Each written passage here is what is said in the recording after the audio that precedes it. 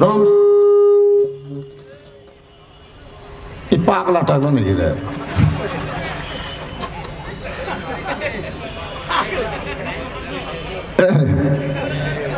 এটা এখন চালু করলো, একটু একটু সাইড করে দাও, একটা কানের মধ্যে লেগে গেছে। কিভাবে যাবেন আপনি? তো সেই আরং 5 মোটর সাইকেল নিয়ে শ্বশুর বাড়ি যাচ্ছেন, আপনি তো নিয়ত করছেন আজকে শ্বশুর বাড়ি যাবো, তো রাস্তার মধ্যে ভুটভুটির সাথে যে আপনার কাম হবে সেটা জানেন আপনি? জানেন? আপনি জানেন না একটা ট্রাকের সঙ্গে একটা বাসের সঙ্গে আপনার জীবন সঙ্গ হয়ে যাবে, আপনি জানেন না। না জানাকে মানুষ ঈমান নিয়ে মরতে পারে না, আর যখন জানতে পারবে 12টায় ফাঁসি হবে, তার ঈমানের সাথে ফাঁসি কার্যকর হবে। ধরে কোন কথা ঠিক কি? আল্লাহর কোরআন শরীফ পড়ে নামাজ পড়ে, আরে আল্লাহর বান্দা ফাঁসির মঞ্চে যায়, ওকে মুনাফিক আর মুসলমান ঢপ একই। ওই যে জমির মধ্যে গ্রামগঞ্জে দেখবেন ধান লাগায়, ওই ধানের মধ্যে ধানের চাইতেও ঢপ ভালো। গৃহস্থ সার ওষুধ সবই দিল, পরে দেখলো ওটা ধান না, ওটা হলো ধানিয়া ঘাস।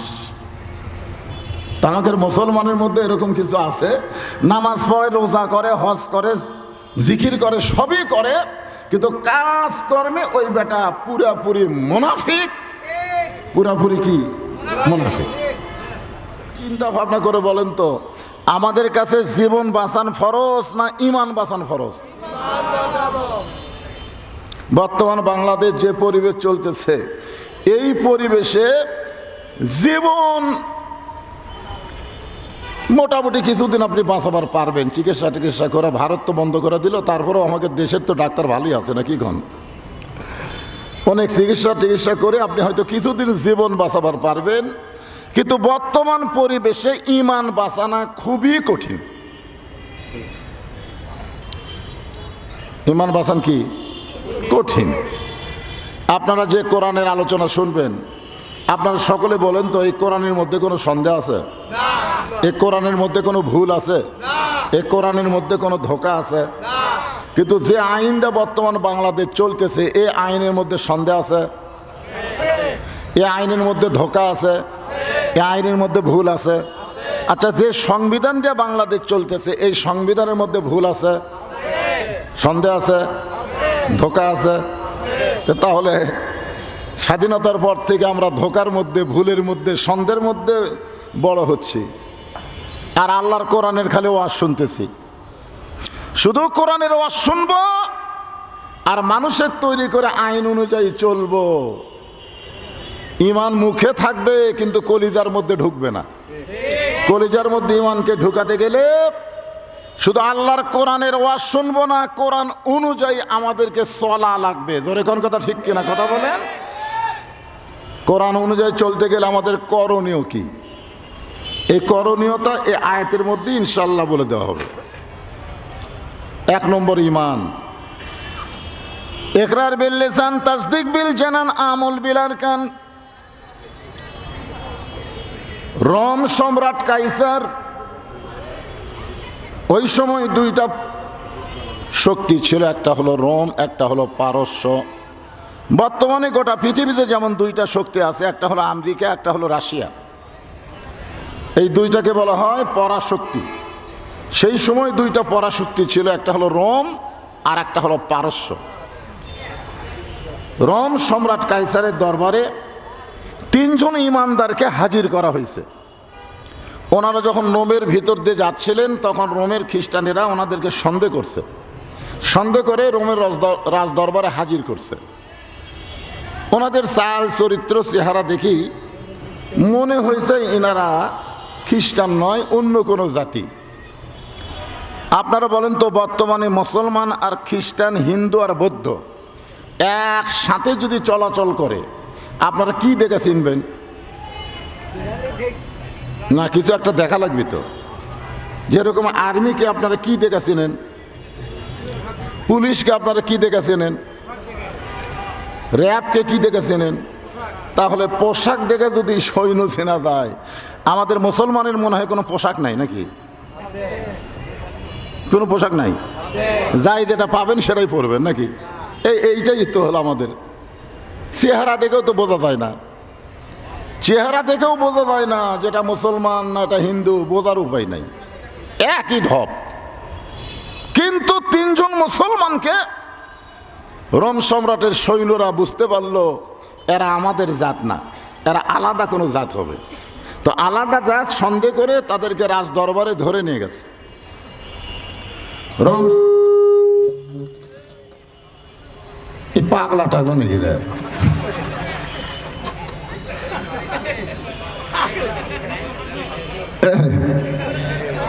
এটা এখন চালু করলো, একটু একটু সাইড করে দাও, একের কানের মধ্যে লেগে গেছে। একটু জিকির করেন লা ইলাহা ইল্লাল্লাহ, লা ইলাহা ইল্লাল্লাহ, লা ইলাহা, লা ইলাহা ইল্লাল্লাহ মুহাম্মাদুর রাসূলুল্লাহ সাল্লাল্লাহু আলাইহি ওয়াসাল্লাম। রোম সম্রাট কায়সার সিংহাসনে বসি ওই তিনজন মুসলমানকে দেখে তিনি বললেন এরা তো আমাদের জাত না, এরা তো আলাদা জাত। আপনারা বলেন তো পৃথিবীতে জাত কয়টা? এই পৃথিবীতে জাত, এটা দেওয়ার চাইতে না দেওয়াই ভালো। এ ভড়ভড়ি শুরু হয়ে গেল। আমি আপনাদেরকে আজকে বলবো জাত হলো একটা, বিজাত হলো বহু। একটা হলো জাত আর বিজাত। আপনারা জাত বিজাত চেনেন? জাত বিজাত আল্লাহ কোরআনে বলেন ওমাইয়াবতাগি গায়রাল ইসলাম দীনান ফালাই ইউকবালা মিনহু। ইসলাম ছাড়া অন্য কোনো ধর্ম কেউ যদি গ্রহণ করে, আল্লাহ বলেছেন সেইটা কখনোই কবুল করা হবে না।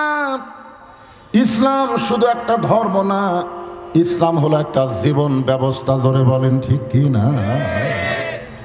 হিন্দু একটা ধর্ম, খ্রিস্টান একটা ধর্ম, ইহুদি একটা ধর্ম, বৌদ্ধ একটা ধর্ম। আমরা যেগুলো ধর্মের নাম জানি এগুলো শুধু ধর্ম, কিন্তু জীবন ব্যবস্থা নয়।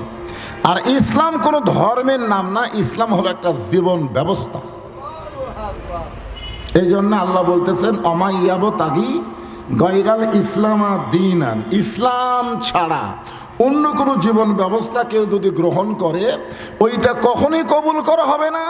মানুষের তৈরি আইন দিয়ে কেউ যদি কোনো রাষ্ট্র গঠন করতে চায়, কেউ যদি কোনো দল গঠন করতে চায়, ওই দল কখনো আল্লাহর দরবারে কবুল হবে না। আল্লাহর কাছে কবুলযোগ্য একমাত্র দলের নাম কি? আরো জোরে কওয়া লাগবে। মুসলমান হয়ে এই কথা বলতে যদি আপনার ভিতরে একটু দ্বিধা হয় তাহলে বুঝবেন আপনি মুনাফিক। মুনাফিক আর মুসলমান ঢপ একই। ওই যে জমির মধ্যে গ্রামগঞ্জে দেখবেন ধান লাগায়, ওই ধানের মধ্যে ধানের চাইতেও ঢপ ভালো। গৃহস্থ সার ওষুধ সবই দিল, পরে দেখলো ওটা ধান না, ওটা হলো ধানিয়া ঘাস। তামাকের মুসলমানের মধ্যে এরকম কিছু আছে, নামাজ পড়ে, রোজা করে, হজ করে, জিকির করে, সবই করে, কিন্তু কাজ কর্মে ওই বেটা পুরাপুরি মুনাফিক। পুরাপুরি কি? মুনাফিক। এখন মুনাফিকের সম্পর্কে আল্লাহ কোরআনে বলেছেন অমিনান নাসি মান ইয়াকুলু আমান্না বিল্লাহি ওয়া বিল ইয়াউমিল আখিরি ওয়া মা হুম বিমুমিনিন। এরা আল্লাহ বিশ্বাস করবে, আখিরাত বিশ্বাস করবে, নামাজ পড়বে, রোজা করবে, হজ করবে, সবই করবে, কিন্তু একটা জায়গার যায় এরা ধরা পড়বে। সেইটা জায়গা কি? সেইটা হলো এরা মানুষের আইনের রাষ্ট্রের দল গঠন করবে, কিন্তু আল্লাহর কোরআনের দলকে এরা পছন্দ করবে না। আমাদের বাংলাদেশে কোরআন বিজয় হোক, এই কোরআন দিয়ে বাংলাদেশ চলুক, এই বাধা দেবে সর্বসময় তিন দল মানুষ। জোরে কোন কয় দল মানুষ? তিন দল মানুষ সবসময় তারা বাধা দেবে। এক নম্বর হলো আবু জেহেল মার্কা রাষ্ট্রীয় শক্তি। আবু জেহেল নিজের ইচ্ছা দেশ চালাবে, আল্লাহর আইনে দেশ চালাবে না। এইরকম গোষ্ঠী যদি আমাদের বাংলাদেশে থাকে, এরা কোনোদিনও চাবে না যে আল্লাহর কোরআন দিয়ে বাংলাদেশ চলুক। আর দুই নম্বর গোষ্ঠী হচ্ছে পুঁজিপতি। ব্যাংকে যাদের হাজার হাজার কোটি টাকা আছে, শতকরা 2.5 টাকা জাকাত দেওয়া লাগবে। ওদের 1000 কোটি টাকার হিসাব করলে তো বহু টাকা হয়। এই জাকাত দেওয়াকে তারা জুলুম মনে করবে, আল্লাহর কোরআনের বিজয়কে তারা বাধা দিবে। যখন কি দিবে? তারা সুদ ভিত্তিক অর্থনীতি চালাবে, কিন্তু জাকাত ভিত্তিক অর্থনীতিকে তারা পছন্দ করবে না। এই পুঁজিপতিরা কোনোদিনও চাবে না যে আল্লাহর কোরআন দেয়া বাংলাদেশ চলুক। আর 3 নম্বর হলো বাবার দল। যখন কিসের দল? বাবার দল। দয়াল বাবার দল আমাকে দেশে আছে না নাই? এরা ধর্ম নিয়ে ব্যবসা করে খাবে, কিন্তু কোরআন দিয়ে রাষ্ট্র চলুক এরা চাবে না। কারণ কোরআনের রাষ্ট্র চালু হলে ওদের ধর্ম ব্যবসা বন্ধ হয়ে যাবে। যখন কথা ঠিক কিনা? এখন আপনারা বলেন আমাদের বাংলাদেশে 3 দল আছে না নাই? এরা কিন্তু খালি ইস্পিস করবে, বদুশিত কি কয় রে? ইকরার বিল লিসান, তাসদিক বিল জানান, আমল বিল আরকান। রোম সম্রাট কাইসার বলতেছেন এই 3 জন তো আমাদের দলের না, এরা ভিন্ন দল। এরা কারা? এরা তো আমাদের জাতের না, এরা হলো ভিন্ন জাত।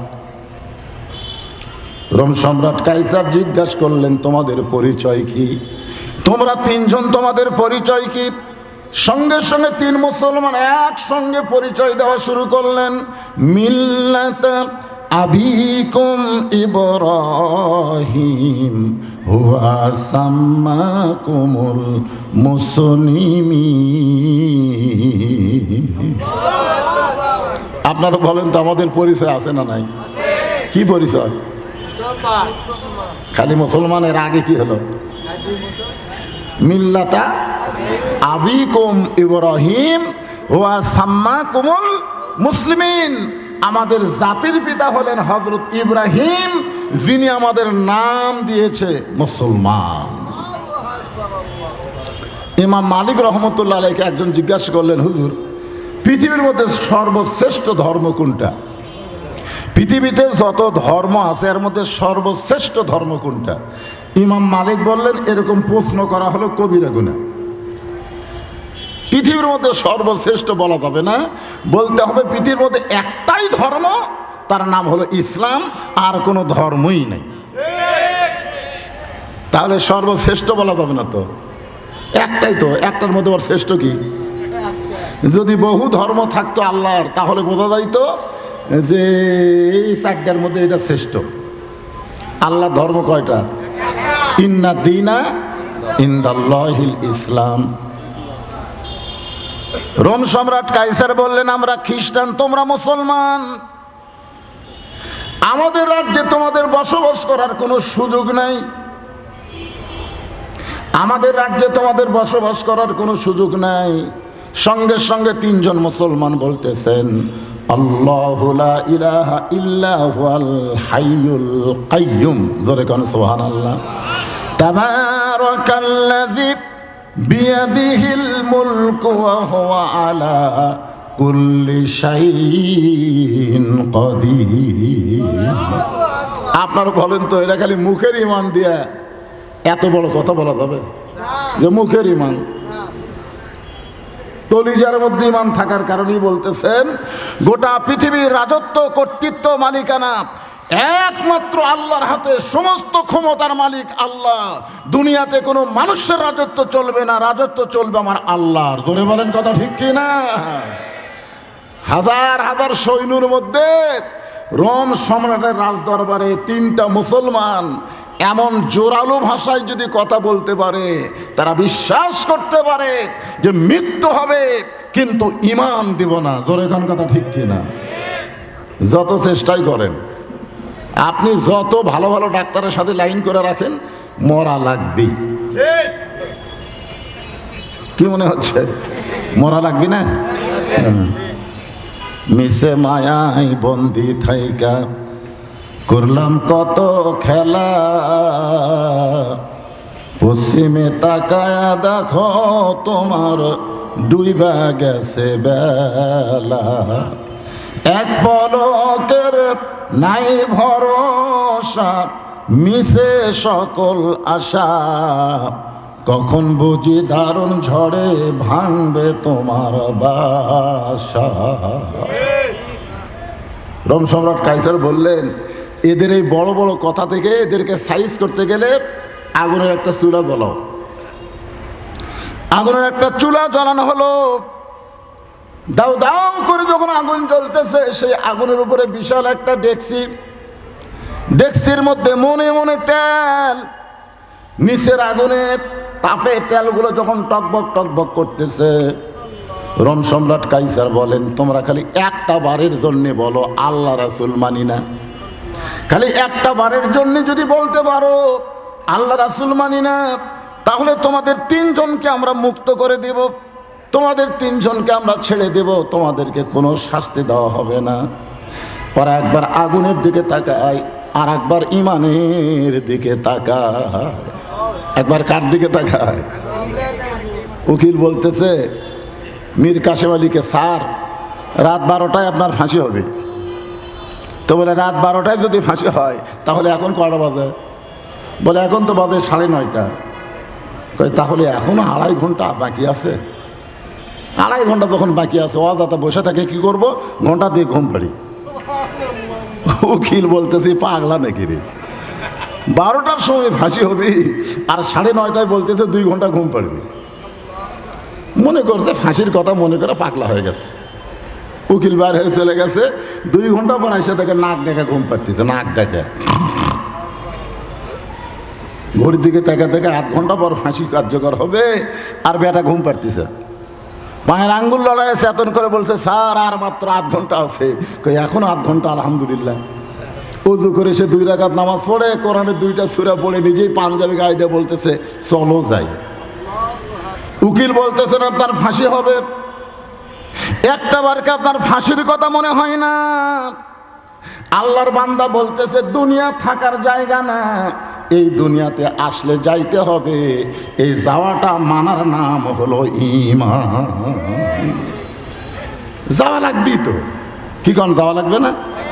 আপনি কিভাবে যাবেন? আপনি তো সেই R15 মোটরসাইকেল নিয়ে শ্বশুর বাড়ি যাচ্ছেন। আপনি তো নিয়ত করছেন আজকে শ্বশুর বাড়ি যাবো, তো রাস্তার মধ্যে ভুটভুটির সাথে যে আপনার কাম হবে সেটা জানেন আপনি?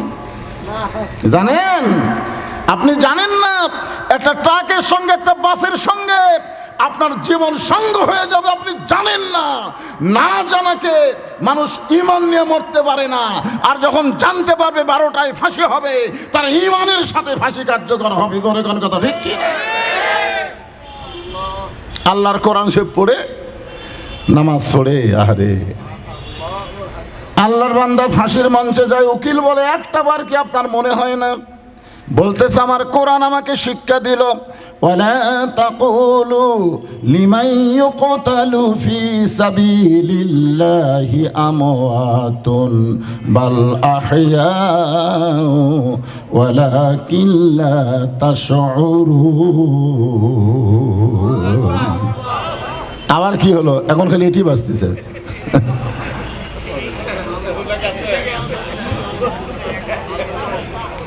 এরা শহরের দুর্নাম হবে।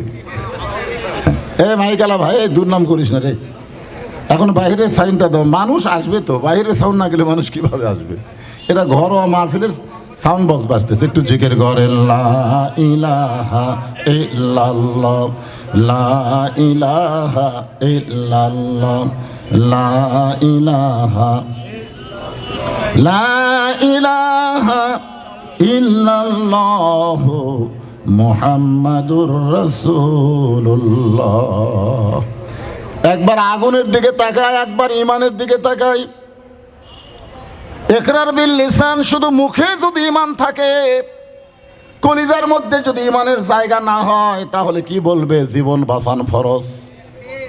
যেরকম কি বাঁচান ফরজ? আর ঈমান যদি কলিজার মধ্যে জায়গা পায়, তখন বলবে যাওয়াই যখন লাগবে, যাওয়াই যখন লাগবে, তাহলে ঈমান নিয়ে যাবার চাই। আল্লাহ বলতেছেন ওয়ালা তামুতুন্না, তোমরা মৃত্যুবরণ করো না, ইল্লা ওয়া আনতুম মুসলিমুন, যতক্ষণ তোমরা মুসলমান না হবে। আর মুসলমান হয়ে যদি আমরা মরতে চাই, তাহলে মুখে শুধু কলেমা রাখলে হবে না, ওই কলেমা কলিজার মধ্যে জায়গা দেওয়া লাগবে। জোরে কোন ঠিক কি না? আসলে মাইক ভালো, মাইক ভালো, কিন্তু মাগরিবের নামাজ পড়েনি, খোঁজটা দেখে না। নামাজ ছাড়া মাইক চালালে তো এরকম হবে। এই বিসমিল্লাহ কয়ে হাত দাও তো, বিসমিল্লাহ কয়ে হাত দাও তো।